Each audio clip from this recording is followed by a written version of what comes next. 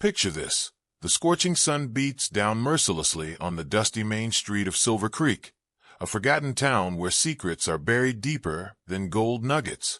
The only sounds breaking the oppressive silence are the distant howls of coyotes and the creaking of weathered wooden signs, swaying in the hot wind. But on this particular Tuesday afternoon in 1887, something extraordinary is about to shatter the monotony of this godforsaken place. What happens when a woman in pristine white appears like a mirage in the desert, carrying secrets that could destroy everything these hardened frontier folks thought they knew about their quiet little town? Stay with us, because what you're about to discover will leave you questioning everything you believe about love, betrayal, and the price of keeping secrets in the unforgiving American West.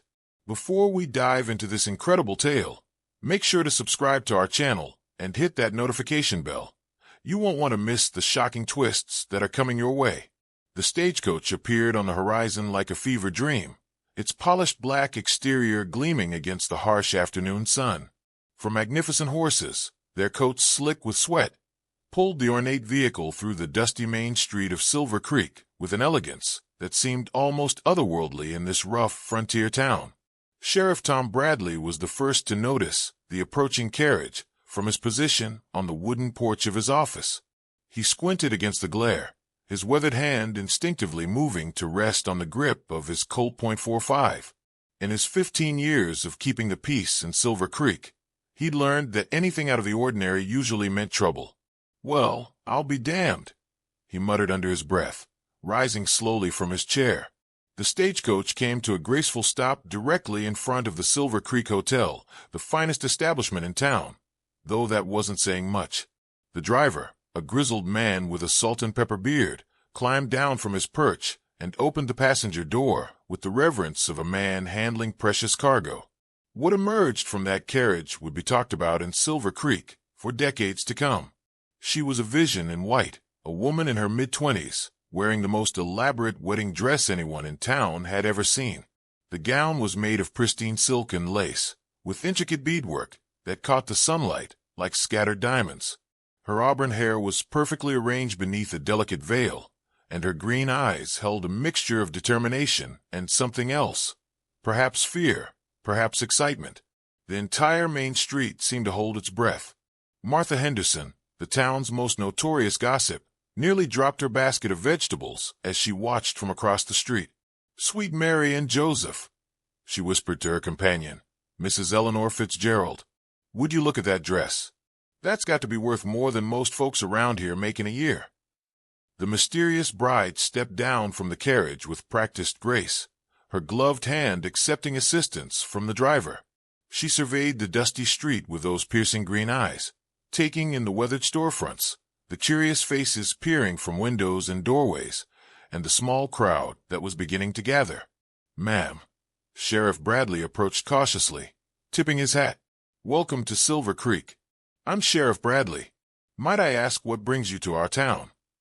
The woman turned to face him, and when she spoke, her voice carried the refined accent of someone from back east, Boston, perhaps, or New York. "Good afternoon, Sheriff. My name is Victoria Ashford, and I'm here for my wedding." A murmur rippled through the growing crowd. Wedding? In Silver Creek?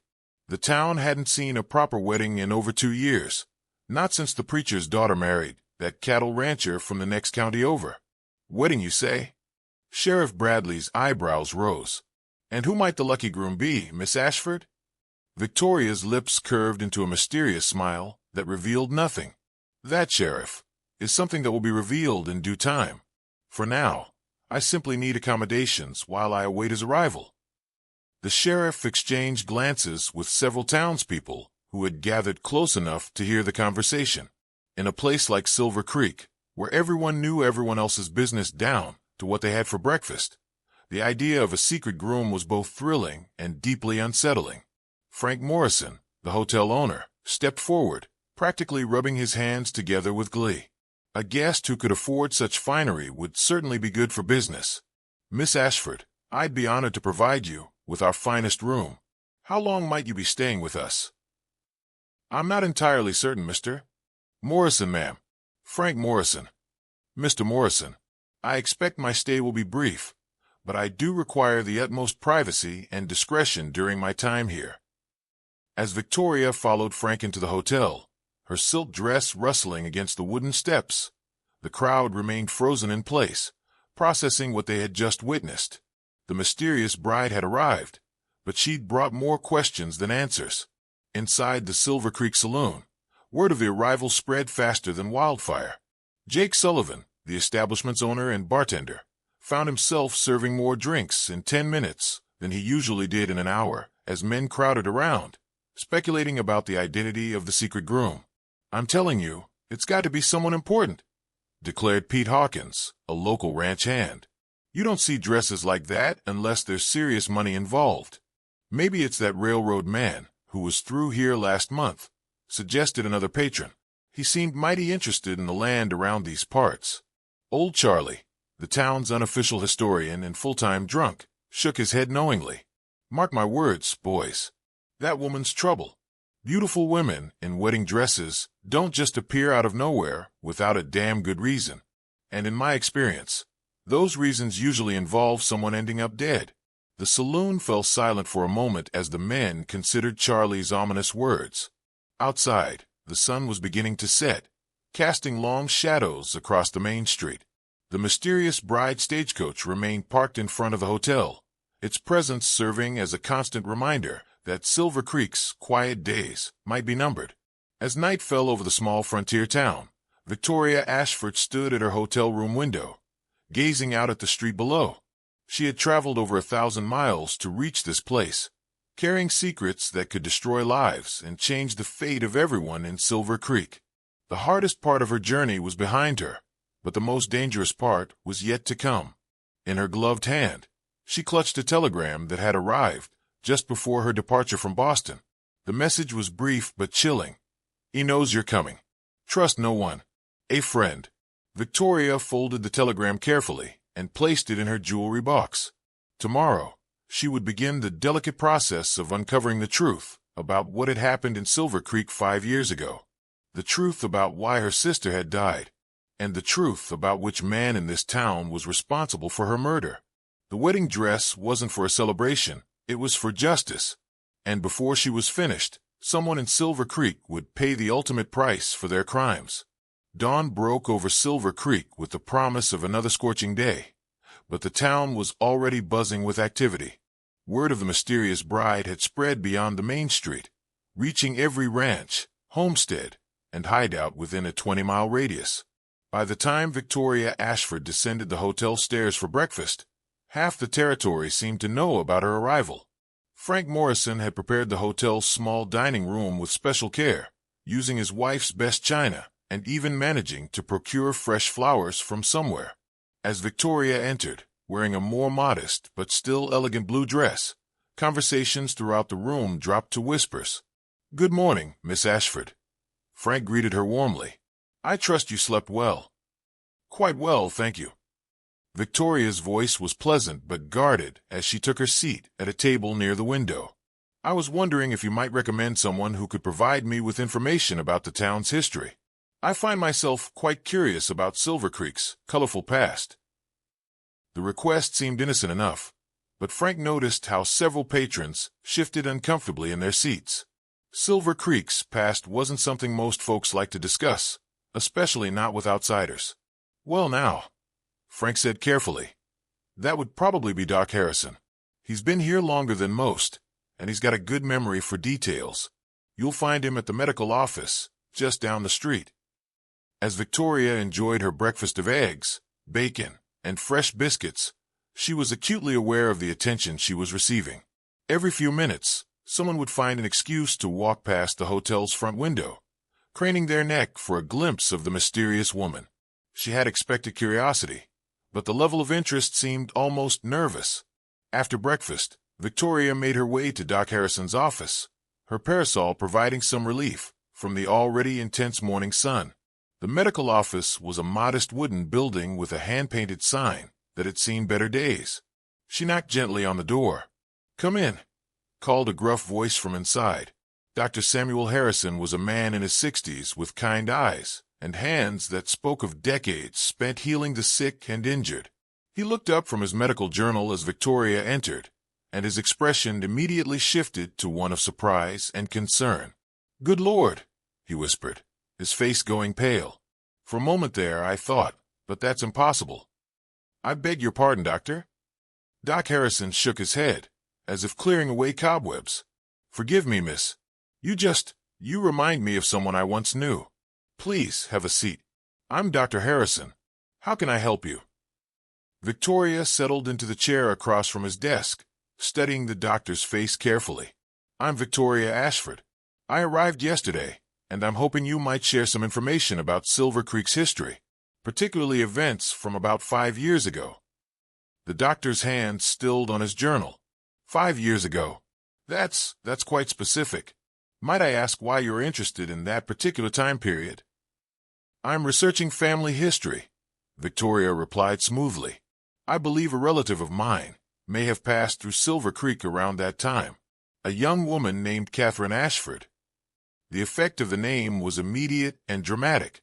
Doc Harrison's face went ashen, and his hands began to tremble slightly.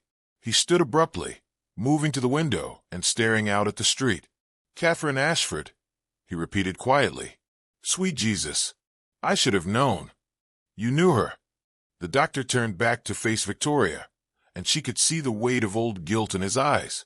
"Miss, I think you'd better tell me exactly who you are and why you're really here." Victoria had prepared for this moment, but seeing the doctor's reaction confirmed what she had suspected. Catherine's death hadn't been the accident it was reported to be. "Catherine was my sister, Doctor. My twin sister." Doc Harrison sank back into his chair as if the wind had been knocked out of him. "Your twin. That explains. God help us all. What happened to her, Doctor?" "The official report said she died in a riding accident, but I've never believed that. Catherine was an excellent horsewoman." For a long moment, the only sound in the office was the ticking of an old clock on the wall. Finally, Doc Harrison spoke, his voice heavy with regret. "Your sister didn't die in any riding accident, Miss Ashford. She was murdered." The words hung in the air like a death sentence. Victoria had suspected as much, but hearing it confirmed still felt like a physical blow. "Who killed her?" "That's the question that's been eating at me for 5 years. I examined her body, and the injuries, they weren't consistent with a fall from a horse. Someone beat her to death, and then staged the scene to look like an accident." "Why didn't you report this to the authorities?" Doc Harrison laughed bitterly. "The authorities? Miss Ashford, the man who found your sister's body and reported the accident was Sheriff Bradley himself. And the man who owned the land where she was found? That was Judge William Thornton, the most powerful man in 3 counties. Victoria felt a chill run down her spine despite the heat. "Are you saying the sheriff and the judge were involved?" "I'm saying that in a town like Silver Creek, when powerful men want something covered up, it stays covered up. I kept my mouth shut because I was afraid for my own life and the lives of my family." "But you're telling me now." "Because looking at you is like seeing Catherine's ghost, and because I've carried this guilt for 5 years, and it's been slowly killing me." The doctor leaned forward, his voice urgent. "Miss Ashford, whatever you're planning, you need to be very careful. The men who killed your sister are still here, still in power, and if they realize who you are, they'll try to kill me too." Without hesitation, Victoria stood, smoothing her skirts with hands that were steadier than she felt. "Thank you for your honesty, Doctor. It took courage to tell me the truth. What are you going to do?" "I'm going to find out which one of them killed Catherine, and then I'm going to make sure they pay for it." As Victoria left the doctor's office, she was unaware that her conversation had been overheard. In the alley behind the building, a figure in a dark hat had been listening at the window. Now that figure hurried away, heading straight for the sheriff's office. The game had begun, and the stakes were life and death. Meanwhile, in the Silver Creek saloon, the speculation about Victoria's identity and purpose had reached fever pitch. Jake Sullivan found himself playing host to an impromptu town meeting as concerned citizens gathered to discuss the mysterious bride. "I'm telling you, something ain't right about this whole situation," declared Martha Henderson, who had somehow managed to insert herself into what was traditionally a male-dominated gathering. No woman travels alone to a place like Silver Creek, wearing a wedding dress, unless she's running from something or running towards something equally dangerous. "Maybe she's one of them Pinkerton detectives," suggested Pete Hawkins. "I heard they sometimes use women for undercover work." Judge William Thornton, who had been sitting quietly in the corner nursing a whiskey, finally spoke up. "Gentleman and lady," he nodded toward Martha, "I think we're all letting our imaginations run wild. The woman is probably exactly what she appears to be, a bride waiting for her groom. Perhaps the man in question is simply delayed." But even as he spoke the words, Judge Thornton's mind was racing. The description of the mysterious woman had triggered a memory that he'd tried to bury for 5 years. Catherine Ashford had been beautiful, with auburn hair and green eyes. And now another woman with the same features had appeared in Silver Creek, asking questions about the past. It couldn't be a coincidence.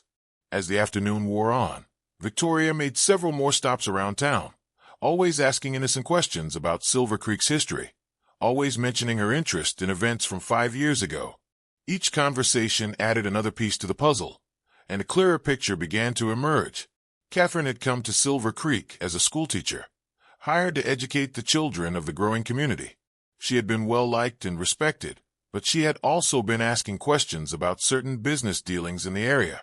Questions about missing cattle, forged land deeds, and money that had disappeared from the town's development fund. Questions that had apparently gotten her killed. As the sun began to set on Victoria's second day in Silver Creek, she returned to her hotel room to find an envelope that had been slipped under her door. Inside was a single sheet of paper with a message written in crude block letters. "Leave town now or join your sister." Victoria crumpled the note and threw it into the fireplace. She had come too far and learned too much to be frightened away by anonymous threats. Tomorrow, she would begin the most dangerous phase of her investigation. Tomorrow, she would start rattling cages to see which snake came slithering out. The third morning in Silver Creek dawned with an ominous stillness that seemed to press down on the town like a heavy blanket. Victoria had spent a restless night, her Derringer pistol within easy reach on the nightstand. The threatening note had confirmed what she already suspected. She was getting close to the truth, and someone was getting desperate. After a quick breakfast, Victoria made her way to the Silver Creek Bank, a modest but sturdy building that served as the financial heart of the community. She had learned from her conversations the previous day that Judge Thornton was not only the town's legal authority, but also the bank's primary investor and board member. The bank manager, a nervous man named Harold Finch, greeted her with the overly enthusiastic manner of someone trying too hard to appear helpful. "Miss Ashford, what a pleasure to see you again. How may the Silver Creek Bank assist you today?" "I'm interested in making some investments in the area," Victoria replied smoothly. "I understand Judge Thornton has been instrumental in the town's development. I was hoping to review some of the land transactions from recent years to better understand the opportunities available." Finch's smile faltered slightly. "Well, now, that's quite a specific request. Most of our records are confidential, you understand." "Of course. Perhaps I could speak with Judge Thornton directly about potential partnerships." "I'm afraid the judge is indisposed today. Perhaps you could return tomorrow." Victoria had expected this response. In her experience, guilty men often became suddenly unavailable when the right questions started being asked. "That's quite all right. I'll find another way to occupy my time." As she left the bank, Victoria noticed a man in a dark coat, following her at a discreet distance. She had spotted him the previous afternoon as well, always staying just far enough back to avoid direct confrontation, but close enough to monitor her movements. It seemed her presence in Silver Creek was making someone very nervous indeed. Victoria made her way to the town's small church, where she hoped to speak with Reverend Michael O'Brien. The Irish priest had been mentioned by several townspeople as someone who had been close to Catherine during her time in Silver Creek. The church was a simple wooden structure with a modest bell tower and stained glass windows that had seen better days. Victoria found Reverend O'Brien in the cemetery behind the building, tending to the graves with the careful attention of a man who took his duty seriously. "Reverend O'Brien?" Victoria approached cautiously. The priest looked up, and like Doc Harrison before him, his face registered shock and something approaching fear. "Sweet Mother of God," he whispered in his thick Irish brogue. "Catherine, I'm Victoria Ashford, Catherine's twin sister." Reverend O'Brien crossed himself and set down his gardening tools. "I should have known this day would come. Catherine always said she had a sister back east who would never stop looking for the truth." "Then you know why I'm here." I do. And I know the danger you're in." The priest glanced around nervously before gesturing toward a secluded corner of the cemetery. "Come, we can speak more privately over here." They walked to a weathered headstone marked simply C.A., beloved teacher.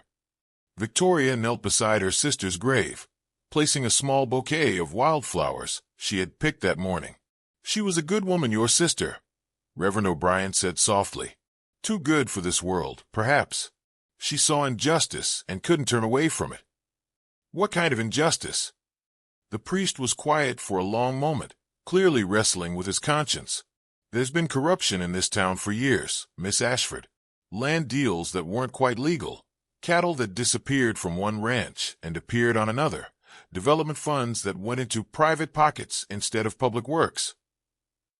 "And Catherine discovered this?" "She was teaching the children, but she was also helping some of the adults with their reading and writing.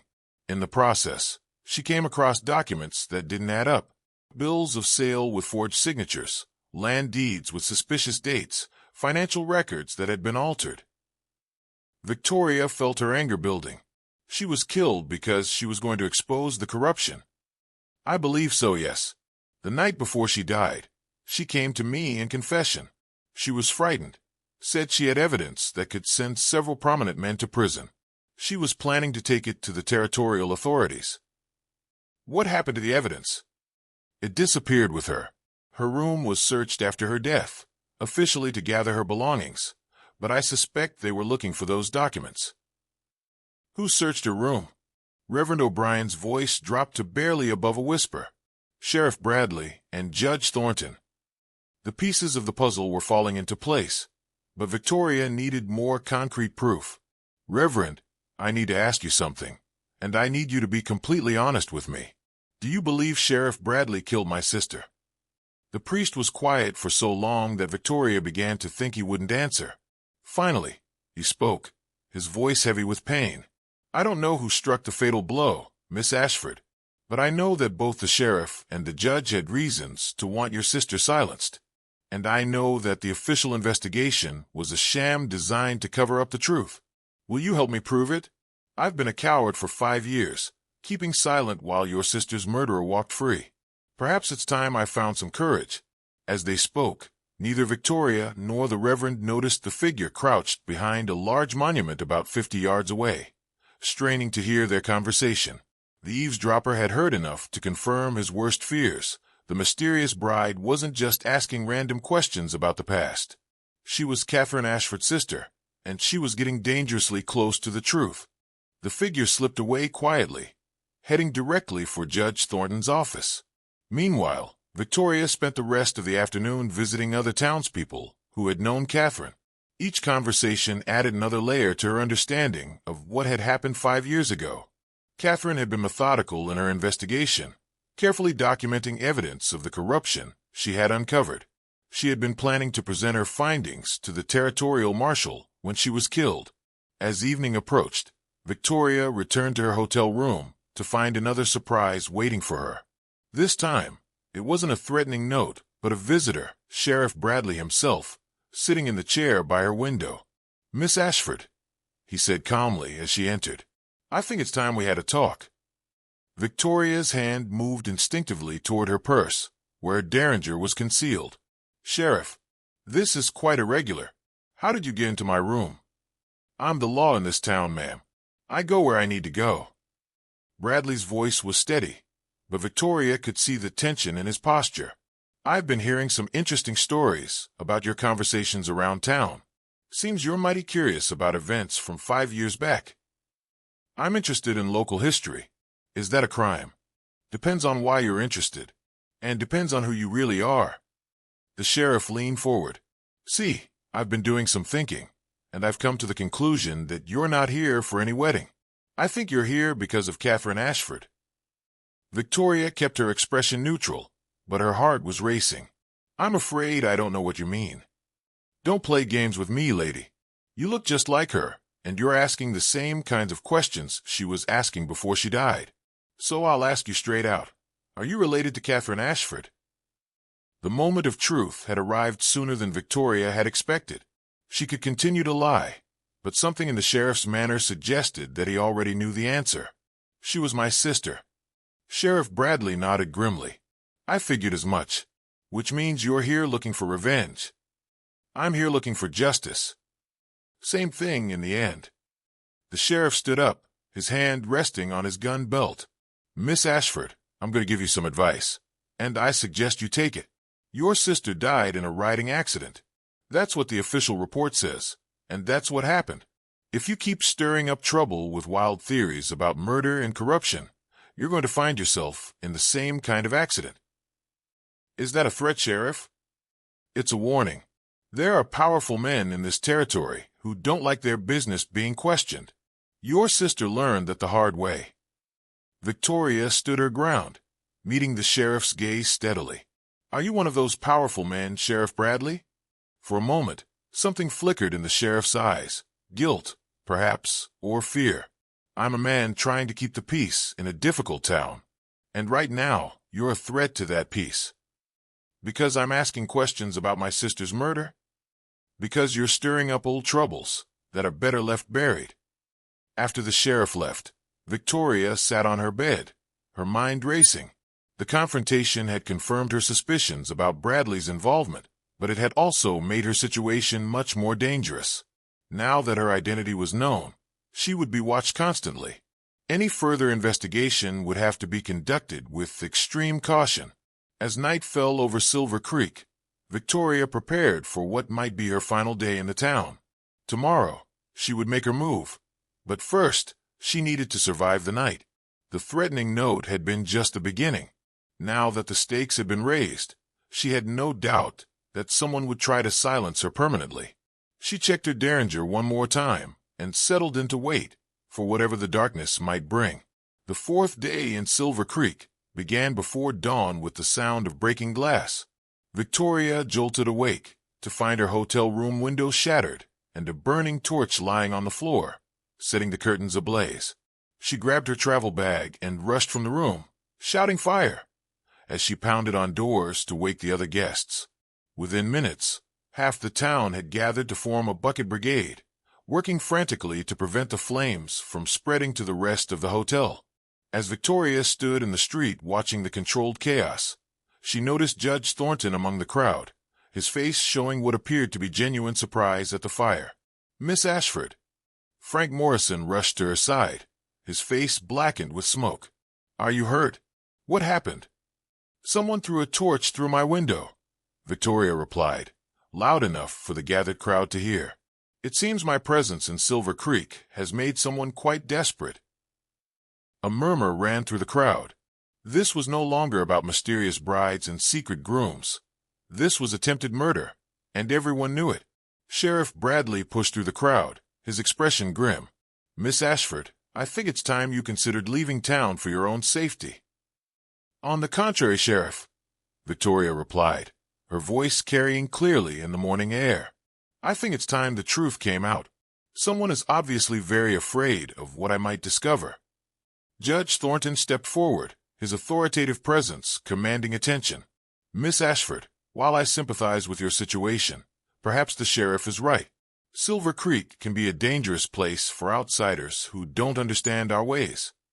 Victoria turned to face the judge, and for the first time since arriving in town, she allowed her carefully controlled mask to slip. "Your ways, Judge Thornton? You mean the way you and Sheriff Bradley covered up my sister's murder 5 years ago?" The crowd fell silent. Even the crackling of the dying flames seemed to quiet as Victoria's accusation hung in the air. "That's a serious allegation," Judge Thornton said carefully. "Do you have any proof to support such a claim?" "I have the testimony of Dr. Harrison, who examined Catherine's body and found injuries inconsistent with a riding accident. I have the word of Reverend O'Brien, who heard Catherine's confession about the evidence she had gathered against corrupt officials in this town. And I have this. Victoria reached into her travel bag and withdrew a leather portfolio that had somehow survived the fire. These are copies of documents that Catherine sent to me before her death, documents that show a pattern of land fraud, cattle theft, and embezzlement involving several prominent citizens of Silver Creek. Judge Thornton's face had gone pale. Those documents, if they exist, would be forgeries. Your sister was a disturbed young woman who made wild accusations against respected members of the community. Respected members? Victoria's voice rose with anger. You mean criminals who used their positions of authority to steal from honest people and then murdered my sister when she threatened to expose them? Sheriff Bradley stepped forward, his hand on his gun. Miss Ashford, you're making serious accusations without proof. I'm going to have to ask you to come with me. On what charges? Disturbing the peace. Making false accusations against public officials. But before the sheriff could move closer, Doc Harrison pushed through the crowd. She's not making false accusations, Tom. I've kept quiet for 5 years, but I can't do it anymore. The doctor's voice shook with emotion. Catherine Ashford was beaten to death, and her body was moved to make it look like a riding accident. I examined her myself, and I know the difference between injuries from a fall and injuries from a beating. Reverend O'Brien appeared beside the doctor, and I can testify that Catherine came to me the night before she died, terrified for her life because she had discovered evidence of corruption that reached the highest levels of our local government. The crowd was beginning to murmur and shift restlessly. These were respected members of the community speaking out, not just a mysterious stranger making wild claims. Judge Thornton's composure was beginning to crack. This is ridiculous. You're all letting this woman's grief cloud your judgment. There's no evidence of any wrongdoing. Isn't there? Victoria opened the portfolio and began reading from one of the documents. Land deed for the Morrison Ranch, dated March 15, 1882, signed by James Morrison. Except James Morrison died in February of 1882, as recorded in the church records. Someone forged his signature to steal his land after his death. Frank Morrison, who had been listening in stunned silence, suddenly spoke up. That's my father's ranch. Judge Thornton told me the deed was legitimate when I inherited it. Because Judge Thornton was the one who forged the signature, Victoria continued, just as he forged signatures on cattle bills of sale, transferring ownership of livestock from small ranchers to his own holdings, and just as he and Sheriff Bradley embezzled funds from the town development account. The crowd was growing angry now, as people began to understand how they had been deceived and robbed by the very men they had trusted to protect them. Sheriff Bradley drew his gun. That's enough. I'm placing you under arrest for telling the truth? The voice came from the edge of the crowd, and everyone turned to see a man in a dark suit and badge approaching. I'm Marshal Robert Kane, Territorial Authority. I've been investigating reports of corruption in Silver Creek for the past 6 months. Victoria felt a surge of relief. The telegram she had sent to the Territorial Marshal's office before leaving Boston had apparently reached the right person. Marshal Kane continued. Miss Ashford contacted my office with evidence of criminal activity in this town. We've been conducting our own investigation, and I'm here to make arrests. Judge Thornton made a desperate attempt to maintain control. Marshal, this woman is clearly disturbed. Her accusations are supported by evidence. Marshal Kane interrupted. We've been tracking the pattern of land fraud and embezzlement that Miss Ashford documented. We also have testimony from a witness who saw Sheriff Bradley and Judge Thornton at the location where Catherine Ashford's body was found before the accident was reported. Sheriff Bradley's gun was shaking in his hand now. You can't prove anything. It's all circumstantial. Actually, Tom, Doc Harrison said quietly, I kept samples of Catherine's blood and tissue. Modern forensic techniques can prove she was beaten before she died, and I'm willing to testify to that in court. The net was closing, and both Bradley and Thornton knew it. The sheriff's desperation reached a breaking point, and he swung his gun toward Victoria. This is all your fault. You should have stayed in Boston. But before he could fire, a shot rang out from the crowd. Sheriff Bradley spun and fell, his gun clattering across the dusty street. The shot had come from Jake Sullivan, the saloon owner, who had drawn his own weapon to protect Victoria. "Tom Bradley killed my cousin 5 years ago," Jake said grimly. "Claimed it was self-defense, but I always suspected there was more to it. Now I know he was just eliminating anyone who might have supported Catherine's investigation." Judge Thornton, seeing his partner down and the crowd turning hostile, made a run for it. But he didn't get far before Marshal Kane's deputies, who had been positioned around the town, moved in to arrest him.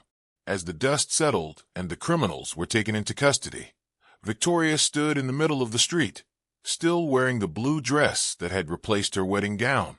The white dress had been symbolic, a bride seeking justice for her murdered sister. Now that justice had been served, she no longer needed the costume. Reverend O'Brien approached her, his face showing a mixture of relief and sadness. "Your sister can rest in peace now, Miss Ashford. The truth has finally come out." Victoria nodded, tears streaming down her face. She always said that the truth has a way of surfacing, no matter how deep people try to bury it. Doc Harrison joined them, looking older, but somehow lighter than he had in years. "I'm sorry it took so long, Miss Ashford. I should have spoken up 5 years ago." "You spoke up when it mattered, Doctor. That's what counts." As the crowd began to disperse and the town started to process what had happened, Victoria made her way to the cemetery behind the church. She knelt beside Catherine's grave, placing a fresh bouquet of flowers on the weathered headstone. "It's over, Catherine," she whispered. "They'll pay for what they did to you. Justice has finally come to Silver Creek." The sun was setting over the small frontier town, painting the sky in shades of gold and crimson. For the first time in 5 years, Silver Creek could begin to heal from the corruption that had poisoned it. And for the first time since learning of her sister's death, Victoria Ashford could begin to find peace. The mysterious bride had come to Silver Creek seeking justice, and justice had been served. But more than that, she had helped a community reclaim its integrity and honor the memory of a brave young woman who had died trying to do what was right. As Victoria prepared to leave Silver Creek the next morning, she knew that Catherine's legacy would live on in the town she had tried to protect. The truth had indeed surfaced, just as her sister had always believed it would. And sometimes, in the harsh and unforgiving American West, that was the only justice that mattered. What did you think of Victoria's incredible journey for justice? The courage it takes to face corruption and seek truth in the face of danger is something we can all admire. If this story moved you, make sure to subscribe to our channel for more incredible tales from the American frontier, and let us know in the comments which part of Victoria's story impacted you the most. Until next time, remember that sometimes the greatest battles are fought not with guns, but with truth and determination.